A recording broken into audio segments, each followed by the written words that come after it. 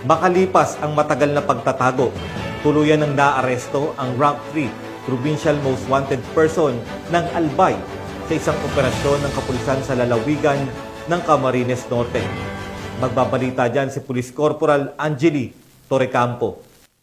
Arestado ang pinaguriang Rank 3 Provincial Most Wanted Person ng Albay nang pinagsanib na operatiba ng RID-5 RSOU Team Albay Lead Unit, RID RSOU 5 Team Camarines Norte at Legazpi City Police Station sa Purok 1, Barangay Santa Elena, Talisay, Camarines Norte. Kinilala ang suspect sa alias na Rico, 24 anyos, walang asawa at residente ng lungsod ng Legazpi sa probinsya ng Albay. Naarestong akusado bandang alas 2:40 ng hapon sa bisa ng warrant of arrest na inisyu ng RTC Branch 9 Legazpi City para sa kasong qualified rape of a minor na walang inrekomendang piyansa at acts of lasciviousness alinsunod sa Article 336 ng Revised Penal Code na may kaugnayan sa Section 5 ng Republic Act 7610 na may inirekomendang piyansang 180,000 pesos. Sa kasalukuyan, nasa kustudiya na ng Legazpi CPS ang suspect para sa kaukulang dokumentasyon at tamang disposisyon. Ang matagumpay na operasyon ay nagpapakita ng mabilis, maayos at epektibong aksyon ng kapulisan sa pagtugon sa mga kasong kriminal. Patunay rin ito ng masinsinang investigasyon at pagtutulungan ng iba't ibang unit ng PNP para sa kapakanan ng publiko at pagpapanatili ng kaayusan sa komunidad.